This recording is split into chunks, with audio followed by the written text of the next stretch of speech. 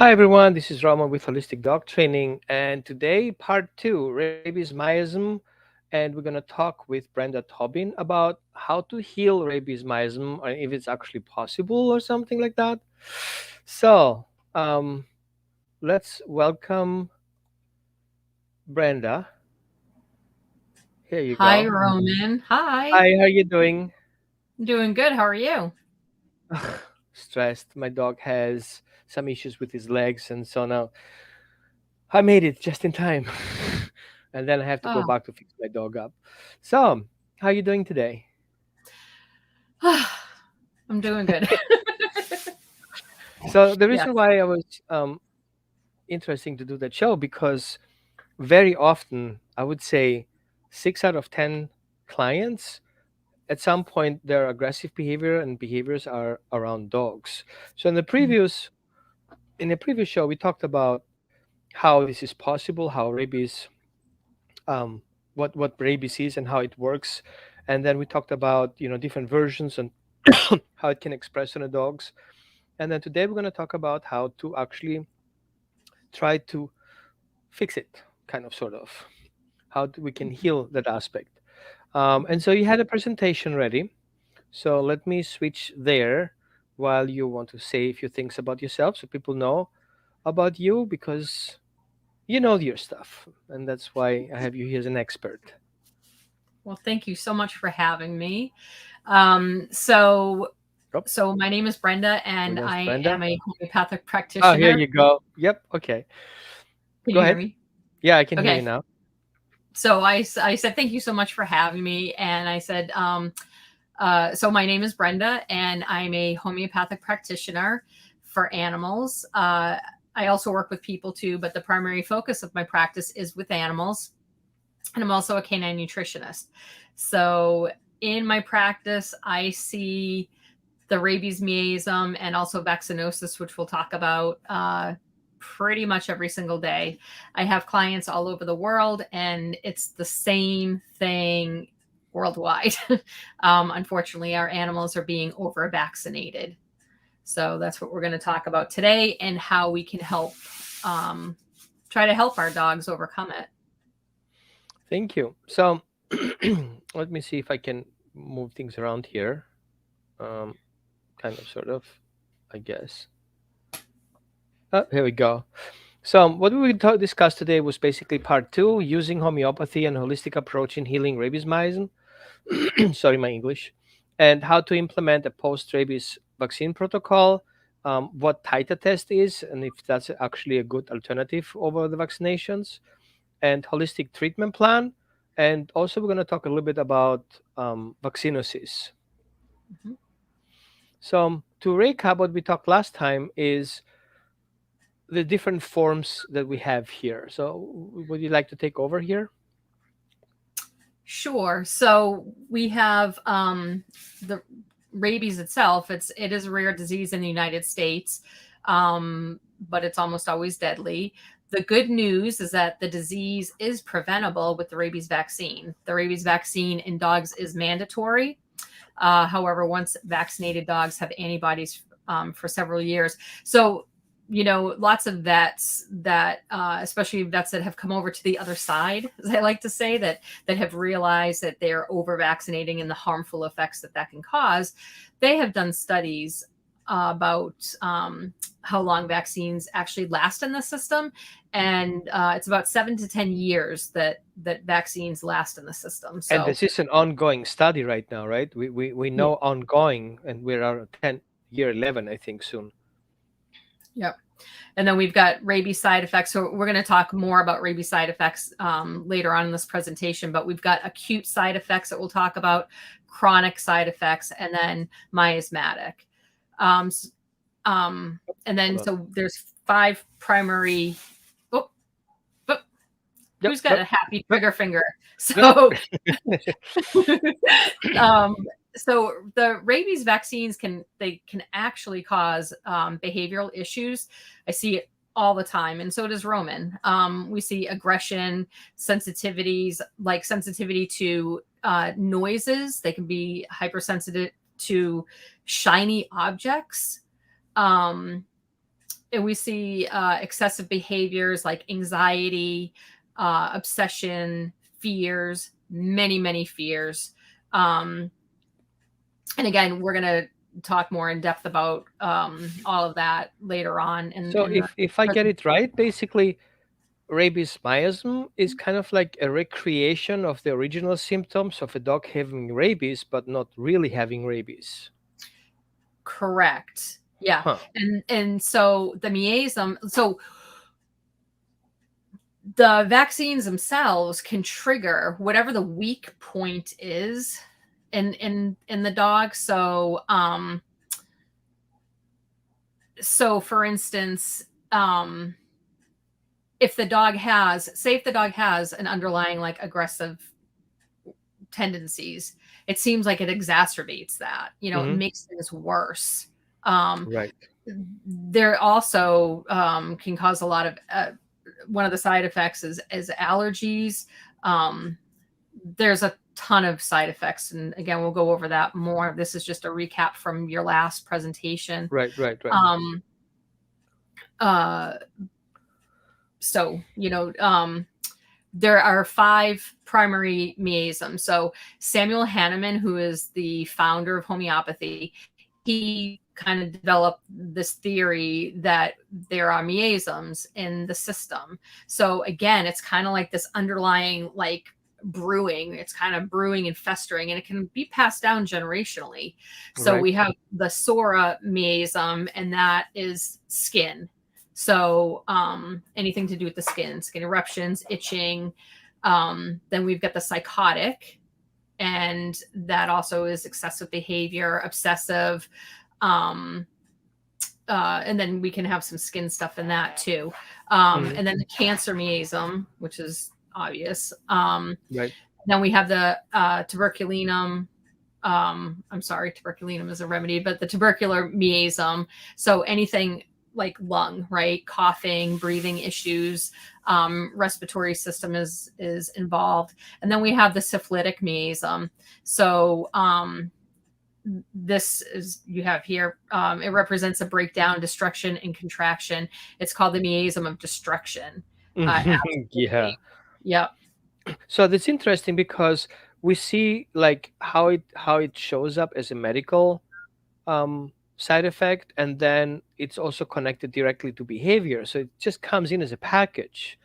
So you Hmm. can see all like can basically be reverse engineering by seeing what kind of eruption it has. Then we can go backward and says we have likely dealing with psora or tubercular or psychotic or syphilic or cancer miasm, and then you Hmm. know from there what to do, right? Hmm. Yeah. So as a homeopath, we have different remedies that would fit the different miasmatic um, areas here. So Sora, like there's a lot of Sora remedies. Sulfur is the number one. So um, that just helps us kind of categorize. And then also like kind of dig deeper into what remedy. But we will, like, when we see a dog that's been affected by the rabies miasm or um, uh, vaccinosis, we go back right in time and we connect the dots. And you're a lot of times dogs aren't always like this. And then when we go back and we connect the dots, and people go, oh my gosh, yes, my dog was absolutely fine. Now that you mention it, now that we're going back in time, which a lot of the vets don't do that. They just chalk it up as like, okay, there's a skin condition or aggression or whatever, and they don't connect the dots. So It's that's what we interesting want. because it sounds to me once you leave the practice and it's a week is gone, then you will not they don't link the miasm with the vaccine. It's kind of like, well, you left the property, you it's not our problem anymore, right? Mhm. Because that's what happened to me. I just pointing the veterinarian these things out the first time I saw the symptoms, and it's like, nope, it's not gonna happen. I have no documentation that any happened anywhere somewhere else. I was like, it's kind of like it looks like, nope. And I was like, then okay, I guess I'm wrong. And then later on, I found out I was completely right. I don't know if Yeah. Dr. John Robb. No.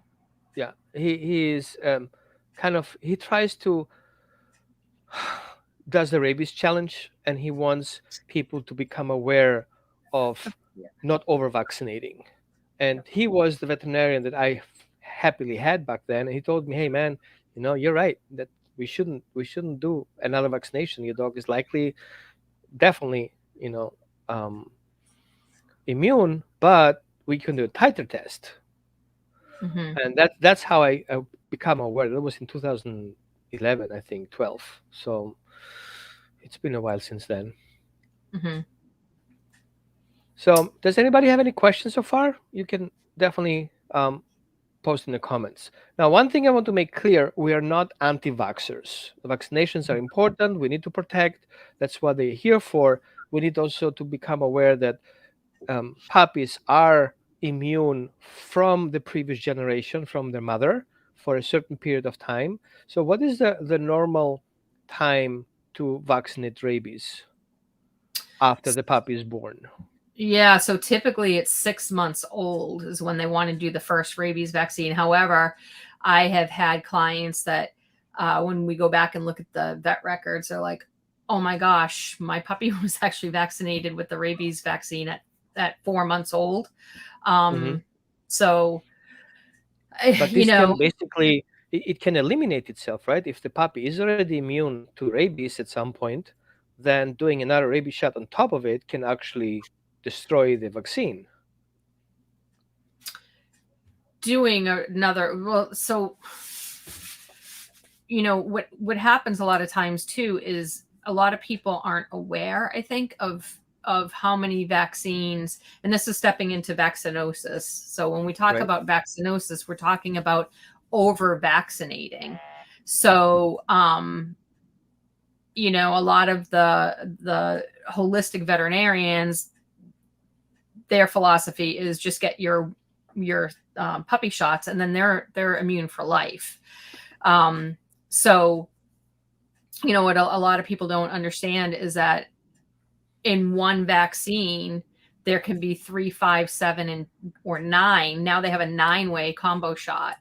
Yeah, and then on top of that, they're also getting a rabies vaccine, right? So it's a lot It's an on their immune system. disaster in the dog's body.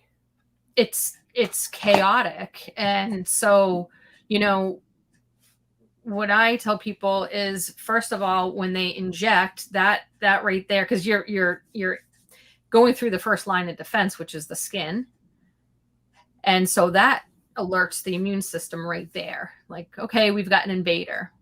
Then that invader can, again, I don't even think that they make single shots anymore. I think that they're all combo. So it'll be a 3, 5, 7, and again, like this 9-way. So what's happening is the body's being introduced with 3, 5, 7, maybe 9 different diseases at once, plus all the adjuvant, fillers and everything else that goes into the vaccine ingredients. Some of those ingredients include animal protein. So, our animals, our dogs can absolutely eat animal protein. I raw feed my dogs, have done it for 22 years. However, injecting it is a completely In different the blood story. system. Exactly. Yeah. So then there's that, right? So um and so a lot of times, the people aren't aware that, oh my gosh, that DHLPP is actually 5 different vaccines, or 5 different diseases, excuse me, in one vaccine. Um, and so what happens is that's a ton of information for that body to absorb and then figure out. It's too much information, and really it is very chaotic. So um, and then then the animal has a reaction, and typically it's allergies. So But I it know the can, vets do have kind of a thing. They just already give the dog proactively counter allergies injection. on top of that. So the dog, if he has one, it doesn't show up. I've Gosh. seen with a couple of clients, which are like, oh, he was already proactive there. So you go home, you don't know that the dog has a reaction because it's suppressed right now, but it's going to show up later. Yeah, and the vaccinosis and the rabies miasm too, they can show up, days, well, hours, days, weeks, months, and even like years later, because it's way down deep. So think of that, like the miasm is way down deep, and it's like gurgling and Working brewing, itself up. working. Yeah. So, um, yeah, and then we've got the bordetella, so there's that too. There's a lot that goes, it's being injected into these animals. I had a case where it was a 1.5-year-old Australian Shepherd that presented with seizures, and the owners had no clue. They had no clue, and we went back and looked at the vet records, and he had 21 vaccines. 21. If you counted all, like the DHLPP, so that's 5, right? He had that. He had 21, and then the rabies vaccine. So 21 vaccines in a 1.5 years. That's a ton. I had a client a couple of months ago.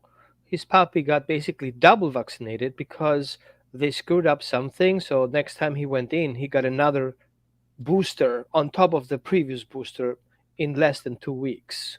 And Yeah. his dog went nuts. Yep. And nobody knew about it until he starts biting everyone. And then they figured out the dog has a problem. And then we found out that. That's right.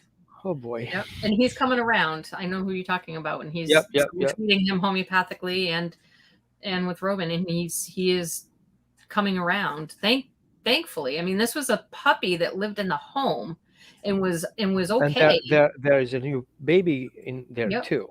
Yep. And he got so violent and aggressive that he couldn't be around the kids or anything. And he was double vaccinated. And the funny part was in the morning he was fine, and as the Yep. day progressed, he started changing his behavior, becoming more and more aggressive. And this is Yep. what basically started kind of caught my curiosity. I was like, that doesn't sound normal. That something is going on. And so I Yep. asked him for the vet records, and then we saw these double vaccinations. And I'm like, I Mm-hmm. need to call Brenda on that one. And glad you Yeah. guys got sorted it out. Yeah. Yeah. And see, and that's like a common thread that I see since COVID, because people aren't allowed to go into the vet office, and this happens a lot, and they send the dog away, and then they're waiting in the parking lot. The dog comes back, vet tech hands them the bill, and they're like, you put What all these happened? vaccines, and he's been vaccinated. He's up to date. And I've been hearing that a lot. So Yeah. it is a lot on their system. And there are all these things that happen. So we have hypersensitivity of all the senses. Mhm. And then we have mood disorder that come with it. Like I'm just giving an example from my last client, the last couple of clients, digestive disorders, and then of course the behavior. And we're going to talk about the behavior part 3, which is a couple of weeks from now. Um, how did you become aware of this rabies miasm? Is it something you're specialized in, or what's the situation with that? So I think just so I've been using homeopathy for 22 years, but I've been in practice for 7.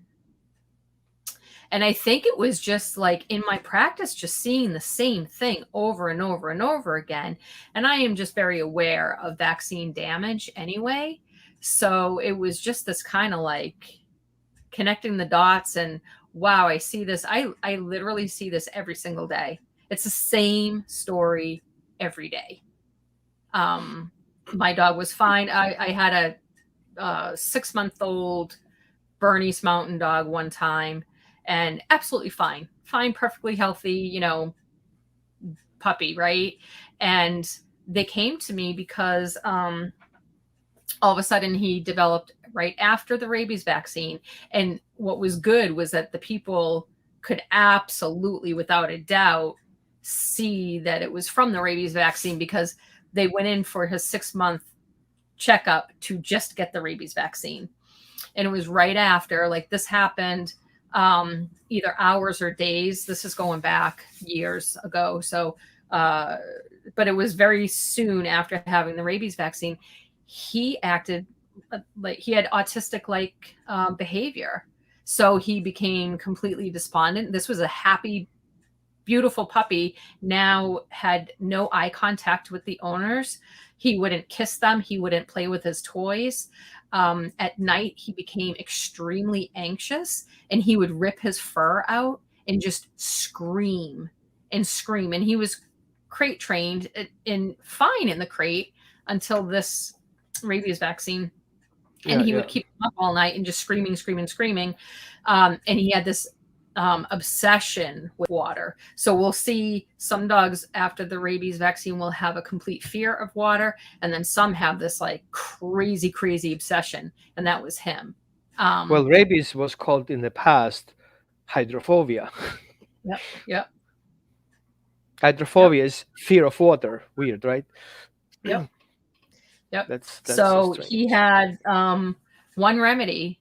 It was one remedy, and it was like really quick after he took the first remedy, and I mean, the people called me, they were in tears, like happy. They said, oh my god, we've got our puppy back. We still had to work on the anxiety part of it, but it was pretty darn quick after the first remedy that he now had eye contact back with the people, and he kissed them, and he was playful. So It is. yeah. I mean, we sound kind of like we're creating kind of fear porn, but from our perspective, I personally deal with dogs who have aggression issues, kind of like Yeah. last resort situation. Help us, or we're going to have to put the dog down. We have been through many trainers. Nobody can help us. Went through vets, veterinary behaviorist, and thinking back from the time that I didn't know about rabies, I was just like helpless. I was like, this, I don't know what to do. We do that, and then that comes up, and we do this, and this comes up. It was kind of like a loose cannon can hit anytime and anywhere. And I didn't know about that. And then Hmm. one day, when I went to my veterinarian and he told him about the story, and he's like, huh, we have rabies miasm. And I was like, what is that?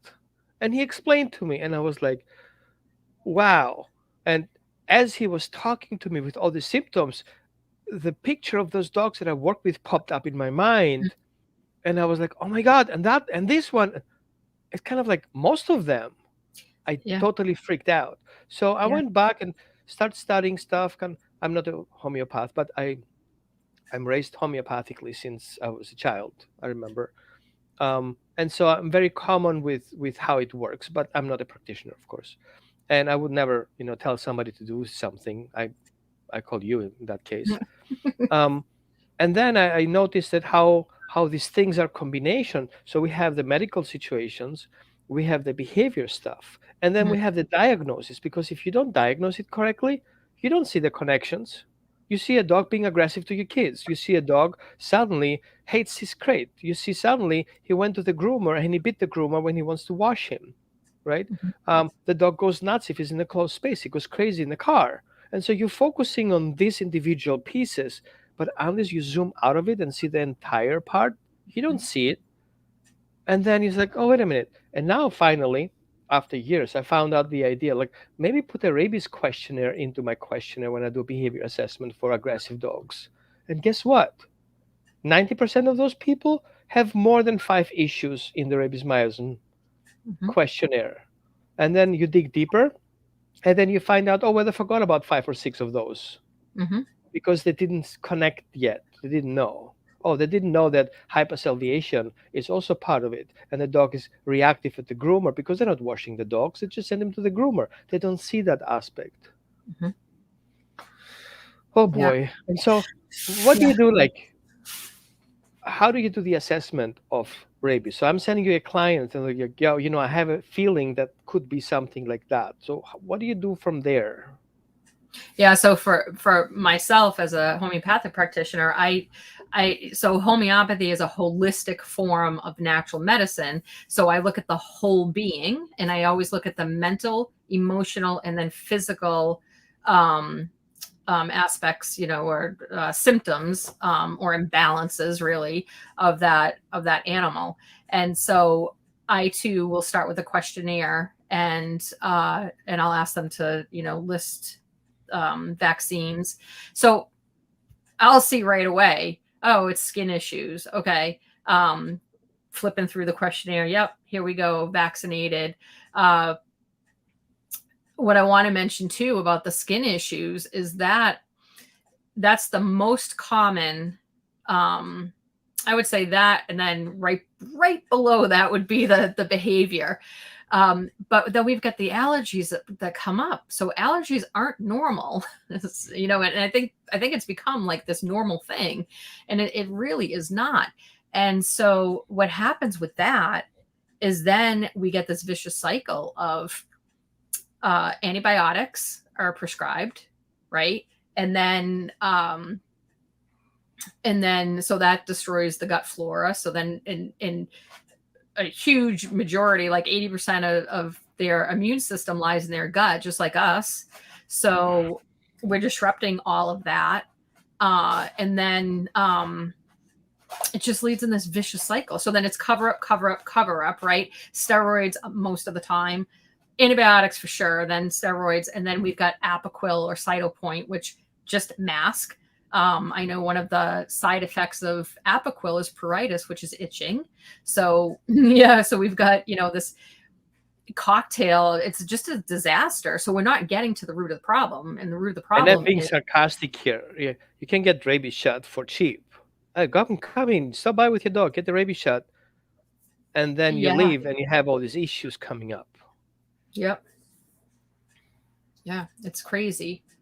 And why? Like, why are we doing this to our dogs, right? But that's a good question. Why? Now, what do other veterinarians like? It's just you and me talking about this kind of stuff, Mm-hmm. or other veterinarians on the same page? Because when I start having questions about that, like, what's going on? What is vaccinosis, Mm-hmm. right? And then I heard that the first time, and I was like, I don't even know what to say about it. Why I'm being exposed to that if everybody's supposed to know that? It's kind of like a dirty secret or something like that. Well, it's a huge moneymaker in the vet clinics, vaccines, a huge moneymaker. So again, we have, so vaccines themselves are pennies. Like I think it's like 60 to 95 cents for the vets to buy the vaccine. Then they're charging the clients upwards of $40 per vaccine. That's Hold on, not even hold on. covering He has the to do an offices. exam before he does the vaccination. So you have to Right. pay the exam first, Yep. and then you get the 60-cent vaccine. Yep. So right there, you're kind of $120 on the spot. Yeah. Yeah. So I'd spoken to a vet that has come over to the other side here, and she said that she worked at a clinic, a very busy clinic, ER clinic. No, it wasn't an ER. It doesn't matter. She worked at a very busy clinic, and so part of it also, and we're not talking about this tonight, but it was, prescribing the food that they have. That's a big moneymaker too. And so she started connecting the dots. She's now a homeopath. But at the time when she worked at the clinic, she started connecting the dots. She's like, these dogs aren't getting better. They're getting worse. So she started educating her clients about home prepared meals. And then also that their dogs didn't need to be revaccinated. They had enough. That's how Well, you lose your license. yeah, and so she lost her job because her numbers weren't up. So kind of like big hospitals, right? Like it's all a numbers game. Yeah.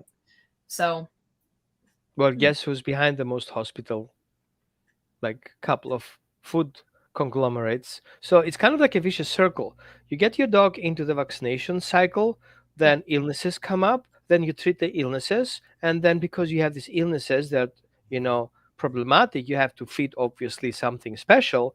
And so basically a food industry can cover the whole circle, like they're feeding themselves. Crappy yes, food creates digestive and immune disease. Then yep, we have the vaccines that I prescribe because I am the conglomerate. I can prescribe anything I want. So I have hmm prescription dog food, which is actually not prescription dog food.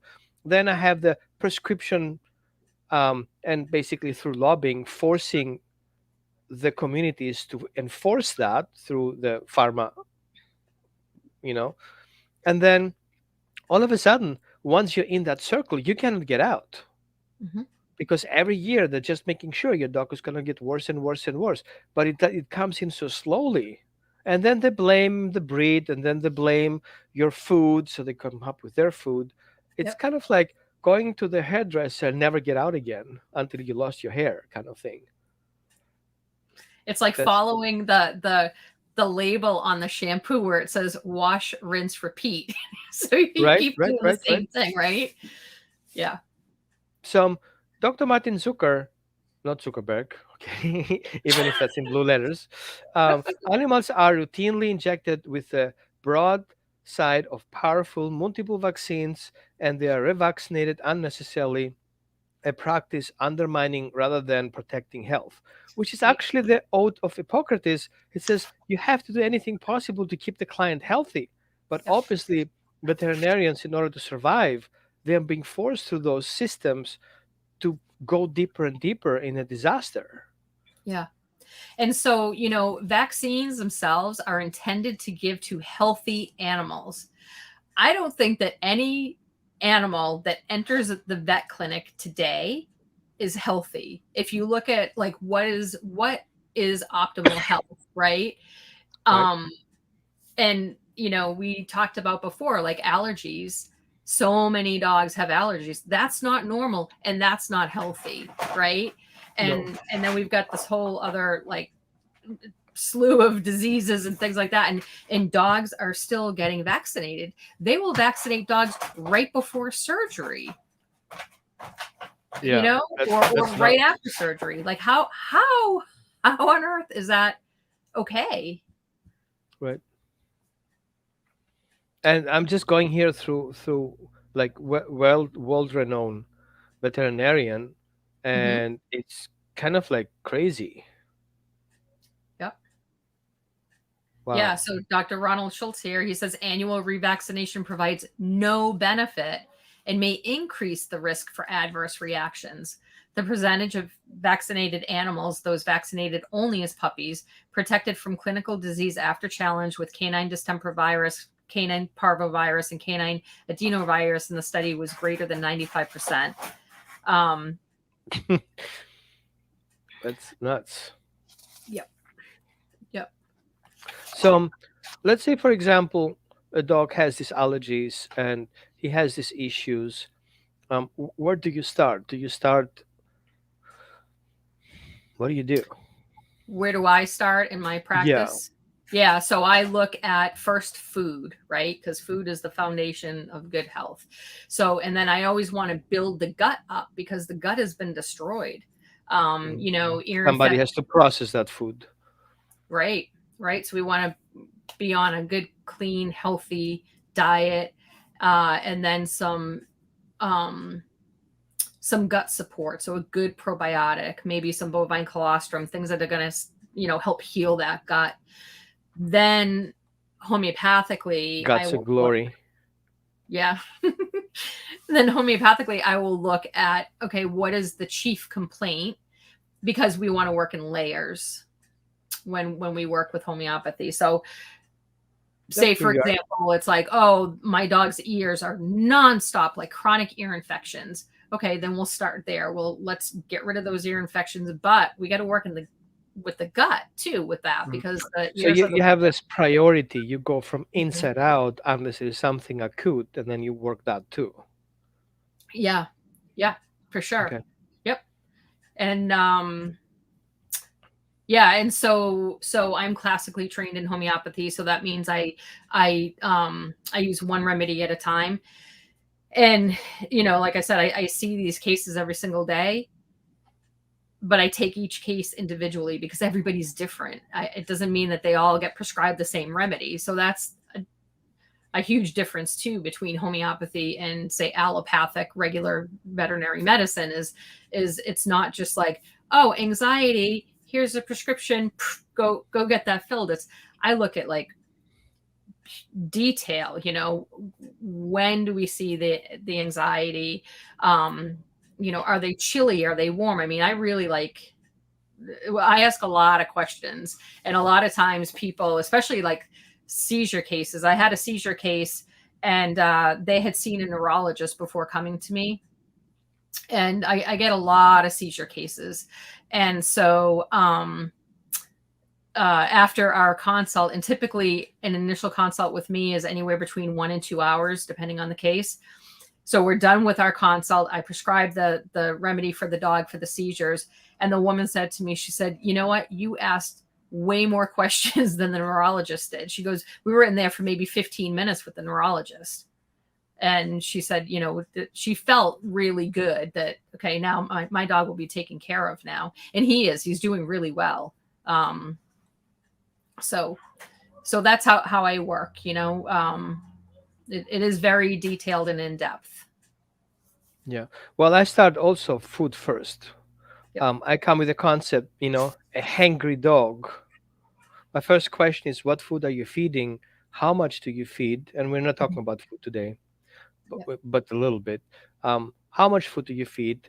What's the dog's body weight? So I understand the concept. I know people who are underfeeding their puppies. So the puppies have already digestive issues, Mm. and then they start being reactive to everything. Plus they have allergies. You cannot even touch them. They go nuts about it. And then they go after garbage bins. And then we don't know where it's coming from. And then we mean bad puppy. And then many people just hire a trainer, whoever, just, get it done. And most of them don't even have a clue what they're dealing with. And some of them will proceed to averse training to stop the dog to do what he does, while internally that dog is sick. Mm-hmm.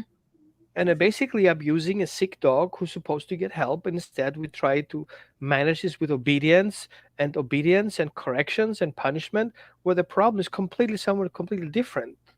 Yeah. And if you guys, if somebody watches here who is a trainer or behaviorist, you should look into that aspect, and don't shy to contact Brenda and have a consultation with her just to understand how the system works. Mm-hmm. And so that will open up a completely new field of helping your clients. And it's easier for you because you don't have the medical underlying condition that nobody wants to look at against you. Mm-hmm. And I mean, if dogs feel better before we actually do training, then the Right. training will be easy peasy thing, right? Yep. Yep. And that's why Wow. I love having connected with you, because I often would feel that in the past, like, okay, I'm done here. Like we've handled, we've fixed the dog, whatever their condition was, but now they still need training. Like they're feeling better, and now they need training. You're frozen. Can you hear me? Yeah, I can Okay. hear you. Okay. So, yeah, I mean, it totally, I want to read something about, Go ahead. rabies. So, there's a slide too. Can you get on that one about the CDC? Yeah. Hold on a second. Hold on. I'm here multitasking. Yeah. Multitask. Hold on. System processing. There you go. You're talking about this one, right? Ta-da! Yes. That's the funny part. I love this. I love it too. I mean, I don't. It's kind of like ridiculous, but it's kind of like yeah. So I really, really want this to sink in. Okay. So the CDC, this is pulled from the CDC. All right. Yeah. They say from 1960 to 2018, 127 human rabies cases were reported in the United States, with roughly a quarter from dog bites received during international travel. Not even So in US. It's like outside of the US. Like wait, the what? people got bit by dogs outside of the US, not in the US. Well, okay, that goes on though. Yes. You're right. Okay. And then of the infections acquired in the United States, 70% were attributed to bat exposure. That's 58 years, right? From 1960 to 2018. So in 58 years, there are 127 reported human rabies cases. So that's roughly 2.5 cases per year. So we are vaccinating our dogs. Mandated. You have to, or you're going to pull your license. You have to pay a fine Yes, for the fear for the of, fear. yeah, for the But fear. again, it seems like this is the vaccinations is the inserting point where the whole system starts rotating about the health of the dogs. Again, I'm not an anti-vaxxer, but I'm anti-over-vaxxer. Mhm. So okay, we are vaccinated, we are secure, everything is good. Well, we don't have any rabies issues here. Well, I'm not living in Texas and I don't have bats all over the place. But at the same time, just because of those little few cases, we're forcing everybody from past 3 years, every 3 years to do the vaccination, to force a dog every year to get vaccinations and no exemption. Mhm. Like even if my dog is sick or my dog has immune disease or he has an issue, he would die from that. He has to get vaccinated. Only the veterinarian can say no Yeah. to it because it says in the very little letters, if you open that little paper in there, it says you have to do a health exam. The dog's supposed to be healthy before he gets vaccinated.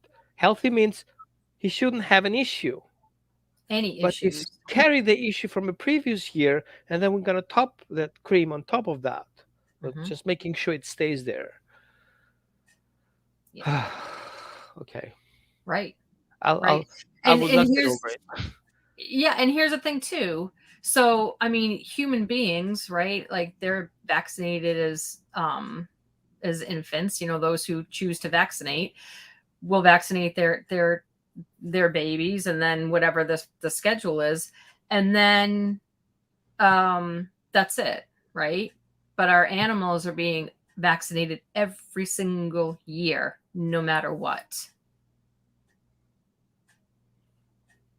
And then Yeah, it, who it goes back to benefits? that. It's Oh, go ahead. yeah, it comes back to that circle. Why? Why do I have to? Yeah. Yeah, I mean, I have cases where be elderly dogs that don't go anywhere, that are with the owners all the time and they're still being vaccinated, or cats, that they're indoor cats, never leaving the house, and Mhm. I'll have owners say, "Well, I got to go and get them vaccinated." No, you don't. And here's the other thing too that a lot of people don't understand is that you have the right to refuse every vaccine except for the rabies vaccine. That's the only one that is required by law. Okay. The one that You, you need at all. what's that? The one that you don't need at all. I know. I know. I know. But also, the town benefits from the rabies vaccine as well. So we have licensing, you get hit with fines. So it's a big kind of all in one, everybody's in cahoots. It doesn't, it's really sad too because it's our animals that are suffering.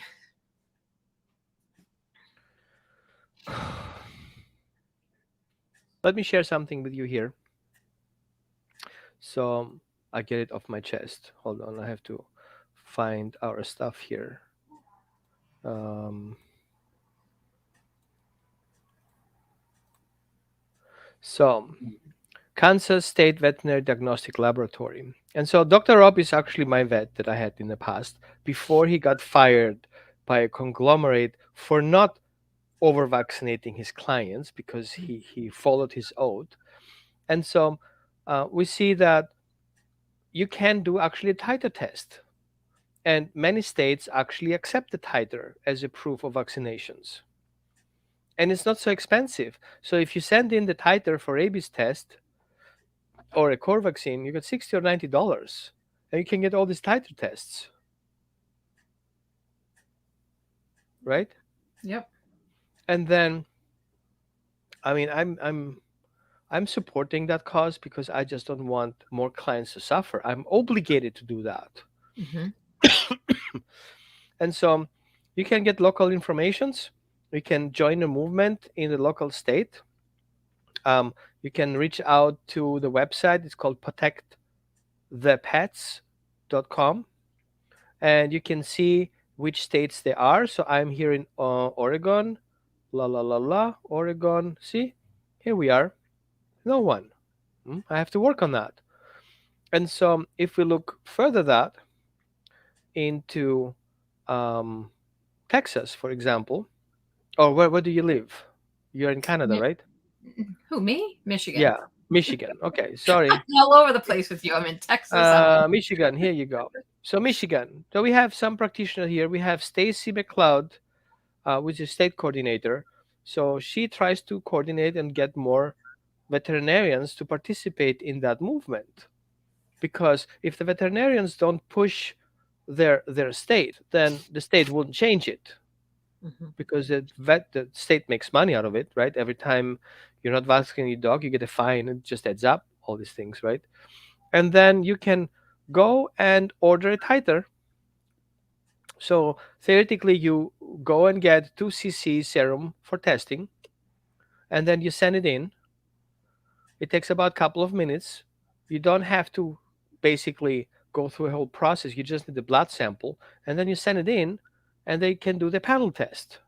And so you receive 2 emails and a prepaid UPS level. You submit it, and you don't need any refrigeration, and you're good to go.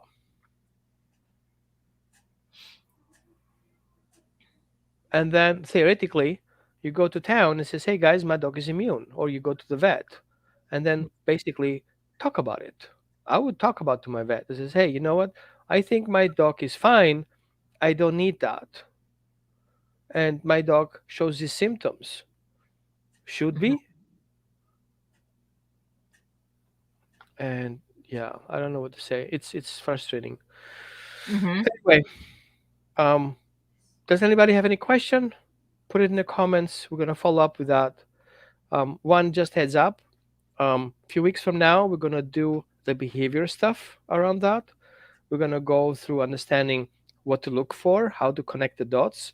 If you're a Mhm. professional, how to create your questionnaire so you capture that information. And so if more information comes in, you can kind of raise your flags as who we're likelihood we have an issue here. Let's take that in consideration. It doesn't cost a lot to do a consultation and do a treatment Mhm. if the symptoms are a lot. It's very easy to get a blood sample from the veterinarian. You don't have always to say what it is. You just need a sample. I need some tests from my personal homeopath, whatever, or Mhm. nutritionist. Nutritionists can also Mhm. um, check blood samples and then go that route. And of course, you have to call in your local legislators and just push some buttons. You voted for them; they should vote to protect you, and you are responsible to protect your vet from all this disaster that happens around you. And I feel so many behaviors, and even from shelters, when we find, for example, a dog who is free roaming, there's no vet records in his pockets, that goes in, but again, the whole thing from scratch, and then all of a sudden, by the time he's being adopted, the whole thing blows up, and nobody knows what happened. And I That think we, and I think too, and shelters are wonderful and all that, but they're picked up. So who knows? Like you said, who knows what their background is? They could have been vaccinated. Who knows? But then they're picked up. They're immediately vaccinated. Then if they go to a foster care or something, oftentimes they're revaccinated, and then when they go to the new home, the people automatically set up an appointment with the vet, and so many times they're revaccinated again. accidentally sometimes, because Yeah. by the time he's by the vet, the people don't have the vet records because they didn't Mhm. ask for it, or the dog is being rehomed, like it happened a couple of days ago with a client. He adopted a dog from another client from an owner surrender, and the owner surrender didn't have the paperwork because the vet didn't give it to him. So he went home, he brought the dog to the vet, and she said, "I just found that dog." She didn't say exactly what happened, and up he went with his whole charts. And people don't think about it because they think it's everything is okay because everybody says no problem, everything is okay, everything is good, Hmm. and Yep. that's the problem. And then all of a sudden we have these multiple issues.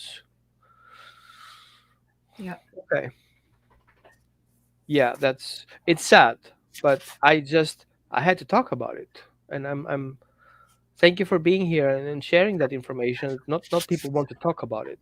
It's kind of like a little taboo thing. It's kind of dirty secret. No, everybody knows about it. Nobody talks about it. Yeah, I love talking about it. I think we need to have more conversations about it. I think that people need to, ask their vets, what are you giving my dog? A lot of people, like I said in the beginning, they innocently don't know. Well, they're It goes intimidated back too. to, They make you feel yeah, guilty. What? You don't want to vaccinate your dog? You know what's going to happen? You put your family and your kids and your people, like 2 people per year, in danger, right, right. which I actually had got sick from going on vacation, not even in US. That's I had that's somebody crazy. call me yesterday, and her 11-week-old puppy is now in the ER because he had such severe reaction to vaccines, and Oh wow. hopefully he makes it out of there. Yeah, I'm sorry to hear that. Hmm. So, how can somebody find you? Let's say, for example, I have a client and I just give them your email or your website. It's wellnessonline.com. So, if I scroll a little bit further up, that's what it looks like. Yeah. And so you So go yeah, go ahead. and Sorry. then you scroll down here. That's what I do. And I just book an appointment. And basically, I should write a review actually here. I haven't done that yet. With how many clients we work like with 20, 25 clients? Hmm. I suck on that. And then you just book an appointment. And which appointment would be best? Animal consult, right? Yes. Okay, good. And then you go here, you click on book an appointment, and voila, here I am. Oh, you're booked out. Here you go. I'm gonna book on Friday an appointment, Hmm. and then you fill up the form, you check at the time, good to go, and then you go next, and you put your name in here and your information, and maybe have a copy handy from your vet's office, and then you're good to book. Yep. So once the appointment's been made, then forms will be sent out. So there's the questionnaire, and then there's a consent for treatment form. So yeah, it's Good. pretty easy. God, time to Yeah. help more dogs. It's it's I love what I do. Um I'm so passionate about what I do, and I love it. Makes me feel so good when we get a dog that has a lot of issues. We connect the dots. I can help them homeopathically, nutritionally, um and then voila, like they're good, right? We've got the dog back. It makes me feel so good, but it makes me feel, I get really, I don't know if angry, but I get like, I think it's more sad. Like I get really sad that we have all these cases. And nobody wants to look at it. Everybody looks away from it. It's not in their best interest to look into it. It's better for them to look away from it. And I have many clients who actually don't believe me. It's like, I don't think so. I trust my vet. Hmm. Like I trust my vet too, but I don't trust the conglomerates that tell the vet and not telling the vet. Yeah. And we just have to raise awareness. That's all we do. And the results count. So if you have a behavior issue and you connect the dots, you're gonna see it's gonna pop up. And solution is once you do the treatment, the problem goes away. What else do you want as a proof? You have done nothing else than that, right? Right. Because while the dogs are in treatment, all I do right now is maintenance to keep the dog stable until we got rid of the symptoms, and then we deal with what's leftovers of it. All we need to do from a behavior perspective is understanding the symptoms, protect the dog, not exposing the dog to triggers. Like, don't send him to a shower bath, don't close him in a crate. We're going to find other ways to protect your dog for not roaming free around and going nuts. We're going to do, good exercise in the morning, and then we let the dog alone, keep him quiet. And in the evening, when the dog gets already inflammations from everything, making sure food is healthy, all these things play a role. But we're going to talk about that in our next show. Mm-hmm. Thank you so much for coming today. And what would you say to for closing to these people? Stay tuned for episode 3. There's so much information, and but there is hope. But the thing that I do stress to people too is that don't look at like homeopathy. I mean, that's what I can talk about because that's what I do, right? Don't look at it as, oh, I can go and get my dog vaccinated, then go see Brenda. She'll take care of it, and then I'll go back and go get him vaccinated because I don't want to have that conversation with my vet. Like, there is a tipping point where Yeah. what I do isn't going to work anymore.